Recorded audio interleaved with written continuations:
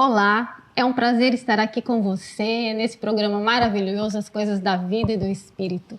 Com uma abordagem nova, hoje, as perguntas e respostas com o professor Coni. Um prazer. É sempre muito bom estarmos reunidos.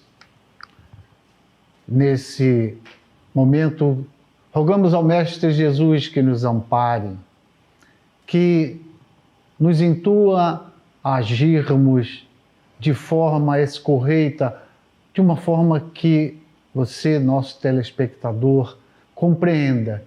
É o nosso objetivo, falarmos do Evangelho, falarmos de Jesus, falarmos das coisas da vida e do Espírito.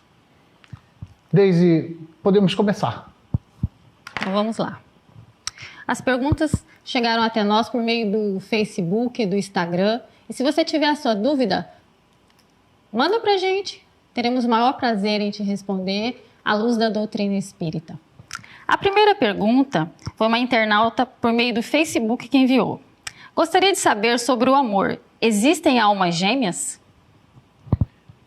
Essa é uma questão de semântica, almas gêmeas. Porque almas gêmeas no sentido de que nasceram juntas, gêmeos como gêmeos univitelinos ou não, não é assim. Falar almas gêmeas, almas afins, almas que vieram com o mesmo propósito de seguir, caminhar juntos na mesma jornada. Então há essa programação espiritual no processo de reencarnação, quando as almas afins, as criaturas que já estão afinizadas, que têm já um programa para seguir na reencarnação, como ter filhos, como aceitaram os filhos juntos. Mas, estando aqui, reencarnado, nós revisamos os nossos programas reencarnatórios quando em desdobramento, quando no sono nós desacoplamos, nos encontramos na erraticidade e relembramos os traços que fizemos para seguirmos no processo evolutivo.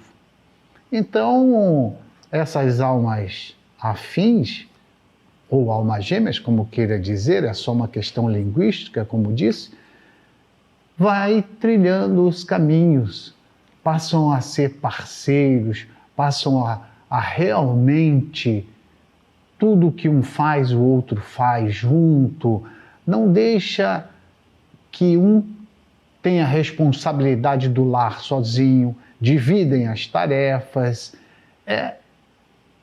no trabalho, um trabalha fora, o outro também, e assim vão ajustando a vida e vão vivendo toda essa experiência durante 30, 40, até 60 anos de casado ou mais. É esse o entendimento, de uma forma geral, de almas afins. São almas que já vêm se encontrando, não só nesse processo reencarnatório, mas como em outros também. Pois não. A segunda pergunta é na mesma sequência. A internauta pergunta: é verdade que nem sempre as almas gêmeas se encontram na mesma encarnação? Claro, a vida não cessa. É preciso a gente entender essa situação no macro, ou seja, encontro em que dimensão? Muitas das vezes nós nos formamos na escola, na universidade, e só vamos encontrar amigos mesmo do peito, aquele que passou 5, 6 anos conosco na universidade, depois de muitos anos. Depois, às vezes, até quando a gente aposenta, 30 anos depois. Ai, caramba, quanto tempo aquela alegria, aquela satisfação. E a reencarnação, a gente vive o propósito, desencarna, e o outro, quando desencarna, às vezes há um desencontro, não há nem o encontro na espiritualidade. Porque enquanto às vezes o outro está desencarnando, o outro já está reencarnando. Às vezes o propósito maior já foi alinhavado 2 reencarnações atrás, já nessa expectativa. Eu vou reencarnar, você irá desencarnar, irá ficar um período de anos na erraticidade, eu já estarei adolescente, quando você irá reencarnar de novo, e aí nós vamos trilhando os nossos caminhos para nos unirmos de novo. Mas pode passar uma encarnação inteirinha sem se encontrar, porque a universalidade do Espírito. Eu, você, o telespectador, este que nos assiste neste momento, nós estamos brasileiros, estamos atravessando a humanidade como brasileiros, mas na reencarnação anterior podíamos estar franceses, podíamos estar alemães, suíços, como podemos estar na outra encarnação. Então o nosso mundo, o nosso universo é gigante. É o motivo de Jesus de dizer que há muitas moradas na casa do meu Pai. Em se tratando do mundo material, eu citei alguns países. Em se tratando da vida espiritual, da vida na erraticidade, existem outros planetas. Existe vida em outros planetas. Pluralidade dos mundos. Espero que tenha respondido. Se não te respondi, pode refazer a pergunta, que eu estou à disposição. Vamos para a segunda. Se existe o amor único e verdadeiro de almas gêmeas, por que vemos tantos viúvos procurando relacionamento? O que diz o Espiritismo sobre isso? Nós não podemos ter de forma nenhuma essa possessividade, essa materialidade. Isso é condenável até mesmo sobre os aspectos jurídicos nosso aqui materiais, sobre a lei material. Possessividade. Você é minha e não será mais de mais ninguém. Você é meu e não será de mais ninguém. E, inclusive, há homicídios que são balizados nessa situação de possessividade. Então, quando você, telespectador, me pergunta a respeito de almas afins, e se são afins, por que um desencarna, o outro já não está mais afim? Interessante, às vezes até a gente pode encarar com uma certa alegria, brincadeira, né? Porque nós nos amamos de forma ampla.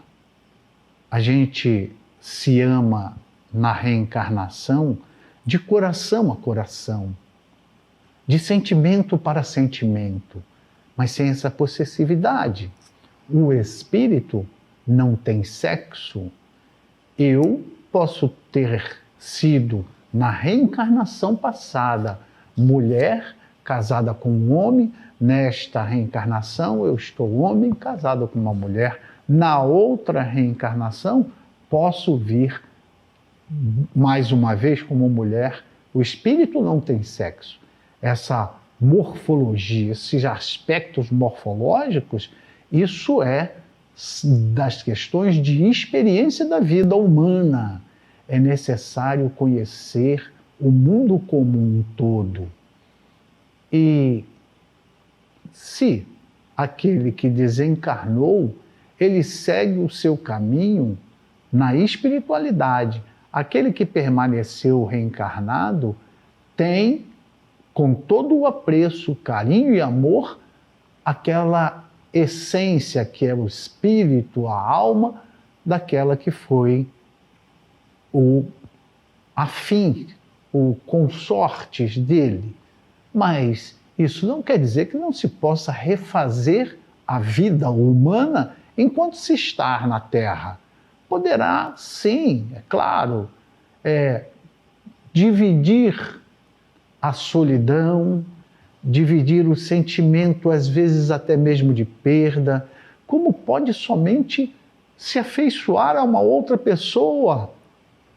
Às vezes as pessoas ficam imaginando que a relação tem que ser uma relação marital, é só através da relação sexual. A relação marital está muito mais ampla do que isso. Então, às vezes, um viúvo, ele às vezes quer uma companhia segura, uma companhia fiel, que esteja ali, muito mais para conversar do que qualquer outra circunstâncias. A vida é bela, ela tem que ser levada de forma tranquila, de forma sutil, sem possessividade. Vamos lá. No tocante ao luto, o Espiritismo tem algo a dizer? Sim, claro.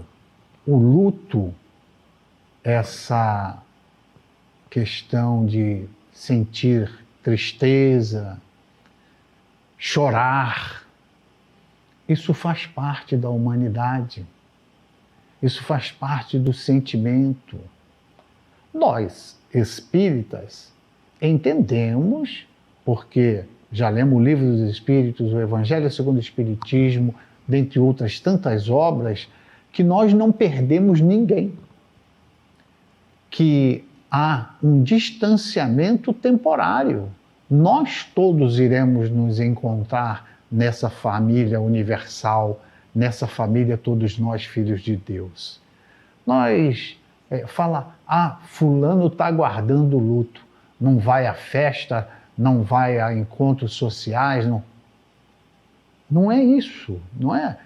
Quem está triste, quem sente dor, é que quer se isolar um pouco para não transmitir a sua tristeza, que deve ser uma tristeza também passageira. Temos que entender que a pessoa sente dor, sente tristeza, mas isso também tem que pôr um fim.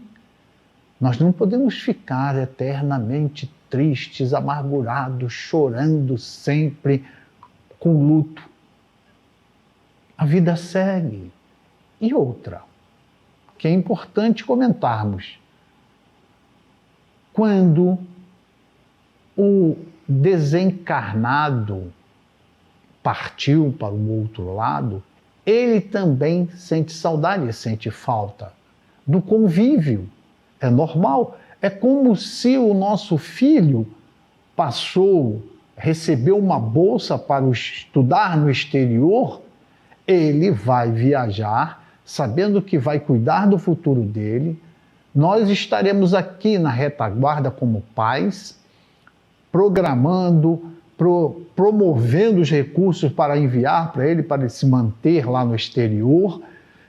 Nós aqui, chorando com saudade, ele lá, chorando com saudade, mas sabendo que ele vai voltar, que nós iremos nos reencontrar e que, numas férias, quem sabe, nós iremos ao encontro dele, do nosso filho. Então, isso assim também podemos interpretar na desencarnação. Só temos a certeza de que nós iremos nos encontrar, que o companheiro, a companheira, o irmão, a mãe, o pai, quem quer que seja, da nossa relação social tenha desencarnado, essa dor é passageira. Nós vamos voltar a nos encontrar. E observar que quem fica amargurado e chorando durante muito tempo aprisiona aquele que partiu. Então, vamos compreender que o luto é possível, mas não para sempre. Nós vamos a um breve intervalo. Pode ser, Deise? E já já a gente volta.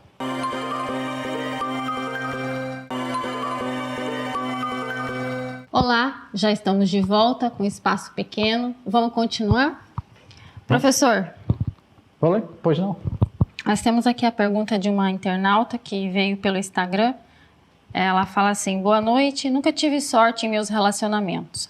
Sou extremamente ciumenta e só atraio ciumento. Não sei mais o que fazer. O que diz o Espiritismo sobre o ciúme? É um vício? O que posso fazer? Estou desesperada. Olá, é um desequilíbrio. O ciúmes é um desequilíbrio emocional e você pode tentar a autoajuda, a sua autoevolução, melhorar por si mesmo e ajudar ao seu parceiro que se melhore, ou não tendo capacidade de se corrigir sozinho, você deve procurar ajuda profissional, de um psicoterapeuta, de um psicólogo, do psiquiatra, mas necessita de ajuda para se reequilibrar. Por quê? Você poderia até dizer, mas eu convivo muito bem com isso. Não convive. Segundo os estudos que já temos, já é o suficiente para nos demonstrar que esse desequilíbrio fere. O ciúmes é um monstro que vai crescendo dentro da criatura, vai ao ponto de sufocar, de perder o ar. A pessoa vivencia esse monstro. Ela cria a imagem dentro de si. E o Espiritismo, na sua essência, entende que todos nós, nascemos simples e ignorantes e devemos evoluir ao ponto de que um dia nós nem necessitaremos mais reencarnar no planeta Terra quando estivermos. É pergunta e resposta do Livro dos Espíritos, quando Allan Kardec pergunta aos benfeitores da espiritualidade: quando é que o espírito não tem mais necessidade de reencarnar? E os benfeitores respondem: quando forem espíritos puros. Então, nós ainda estamos recalcitrantes, indo e voltando, e isso vai criando dores, vai se machucando. Há muitos, mas muitos casos passionais no Tribunal Popular do Júri, que é onde acontece o julgamento dos crimes contra a vida, na forma tentada ou na forma consumada, exatamente pelos ciúmes. Esse monstro tem que morrer. Você tem que não matar o parceiro que está com ciúmes, ou ciúmes te matar porque ele tem ciúmes, mas matar o monstro que nasce dentro de cada um em relação ao ciúme. Uma coisinha de nada. A gente tem olhos. Nós temos os globos oculares perfeitos, então nós enxergamos, estamos no mundo. E se passa uma pessoa de compleição física mais bonita, o outro já fica imaginando coisas. Às vezes nem o seu parceiro enxergou ainda, mas quem já viu já fica imaginando e já vai crescendo o monstro e não deixa mais a pessoa viver em paz. Procure ajuda.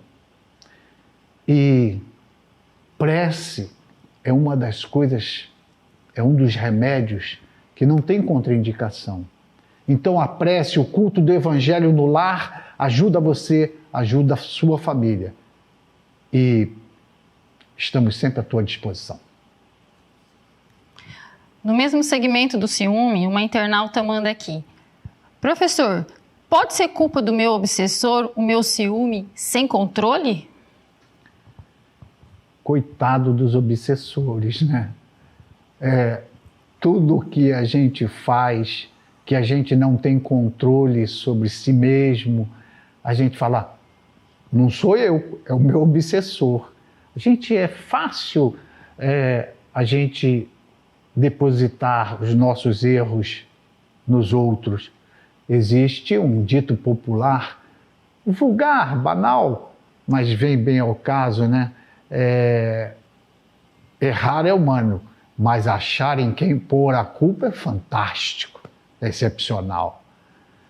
É lógico que existe um processo de influenciação em todos nós.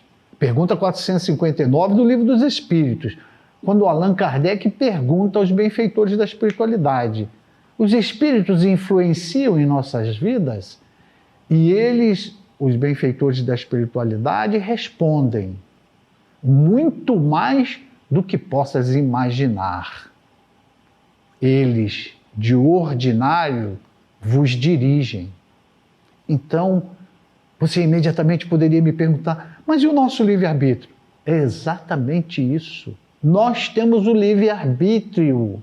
Nós não precisamos deixar que ninguém nos dirija, a não ser que seria do nosso agrado que somente nos dirigissem os benfeitores, nos intuísse, estivessem falando aos nossos ouvidos somente os benfeitores da espiritualidade. O nosso anjo guardião, como queira chamar. Ora, pode. Nós temos, deixa eu até abrir um parênteses para fazer uma pequena explicação do seguinte: obsessores. Nós temos o obsessor casual, ou seja, aquele que está passando por aqui e ele vê uma oportunidade de intuir para achar graça, para rir, um galhofeiro. É um obsessor eventual. Aconteceu, está na passagem. Como existe o obsessor que é destinado, está ali no teu destino, é um vingador. É aquele que criou o compromisso com você, que você feriu no passado. E ele agora está do teu lado, só que invisível. É mais difícil a tua defesa. Você tem que se preparar mais do que se tivesse que brigar com alguém reencarnado. Porque você corre para casa e se esconde. Com o obsessor desencarnado, não. Com o obsessor desencarnado, você corre, vai no banheiro público, ele entra no banheiro público. Você vai para casa, ele está em casa. Você vai para o trabalho, ele está no trabalho. Ele é invisível, mas ele está contigo. Então, pode sim. Pessoas, a gente não se lembra, graças a Deus, estamos sobre o véu do esquecimento, a gente não se lembra do que nós fizemos na vida passada. E às vezes, aquele que nós traímos na vida passada, nós éramos a paixão dele. Nós éramos a paixão dela. Então, quando a gente desencarna, a gente toma conhecimento de tudo, do todo que a gente tinha como esquecimento e encontra. Falei, vou te procurar e vou te achar.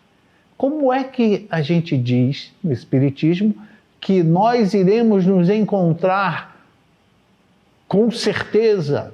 A minha mãe já desencarnou, meu pai já desencarnou, meu irmão já desencarnou, meu filho já desencarnou. Como é? Eu vou encontrar ele nesse universo gigante? Claro. Eles chegam até próximo de mim quando eu os mentalizo, porque pensamento é energia e nós estamos interligados. O fluido cósmico universal é esse, vamos chamar assim, fio condutor que nos liga para todos os lados. Nós estamos emergidos, submersos nesse fluido cósmico universal. Então, a gente pensa, atrai. Então, lembrou, ele vem em busca, encontrou e fala no teu ouvido, olha lá, tá vendo? Tá olhando, tá desejando, tá... Pode sofrer influência, sim, de espírito obsessor. Mas quem tem que se cuidar é você. Se cuidar sobre os aspectos humanos, procurando ajuda de um profissional e se ajudar também através das preces, através do conhecimento. O conhecimento te liberta. Então passe a conhecer a tua vida, quem você é, conheça as coisas da vida e do espírito para você se livrar das vicissitudes. Vamos lá para uma outra pergunta de uma internauta que chegou aqui para a gente agora. Eu tenho uma tia e essa tia tem dificuldade de permanecer em serviço e tem muita dificuldade de se relacionar com homens e, na maioria das vezes, acaba indo de serviço em serviço. E muitas pessoas da religião dela dizem que isso é coisa de vidas passadas e de relações dela com o pai. Isso pode mesmo acontecer? Teria uma maneira de resolver essa parte da espiritualidade? Olha só, nós podemos nos aprisionar realmente no nosso interior. Tem problemas nossos, obstáculos que nós trouxemos para perto de nós, abraçamos ao obstáculo quando éramos crianças. Traumas, várias coisas influenciam na nossa formação. Por isso, entendermos que a família estruturada, a família estruturada cristã, é muito melhor o ambiente de qualquer outro, que vão se formando e evoluindo juntos naquela busca que Jesus nos ensina a seguir, quando nos diz da proposta de seres perfeito para encontrarmos e entrarmos no reino dos céus. Mas tem problemas que não são resolvidos somente sob os aspectos na espiritualidade. Deus permitiu e continua permitindo que o homem vá se desenvolvendo, que a ciência vá surgindo, vamos criando horizontes. Então, na psiquiatria, na psicologia, na psicanálise, a gente consegue resolver esses traumas nossos. Vários empregos, vários relacionamentos, vários. Se você está em vários, aonde que deve estar o problema? Porque as pessoas costumam dizer: eu não encontro ninguém ideal para mim, sem perceber que a pessoa não está se preparando para ser ideal para alguém. Quer encontrar alguém ideal. Mas já perguntou se você é ideal para alguém? O que é que você faz? Como que você se comporta? Se você está dentro dos padrões morais, dos padrões da doutrina cristã, ou se você, como diz Lulu Santos, estou largado na vida, às vezes eu me sinto uma mola comprimida, né? Eu acho que é isso mais ou menos a letra. Mas compreenda que, mais uma vez, procure ajuda e procure na prece. Procure conectar-se com o Pai Celestial, com Deus. E assim, nós queremos encerrar este programa agradecendo a sua audiência, mas também pedindo ao Mestre Jesus que nos ampare, que todas as suas luzes sejam derramadas sobre todos nós. Pensamos em todas as pessoas que sofrem neste momento, nos hospitais, nos orfanatos, nos asilos, nos becos e nos guetos. Tende piedade, Senhor. Aqueles que estão em sofrimento nas guerras, esses nossos irmãos, ó bendito Deus, amado Jesus, tende misericórdia da humanidade. Alivia o peso das nossas cruzes para que possamos caminhar ao teu encontro. Que Jesus abençoe a todos. Muita paz.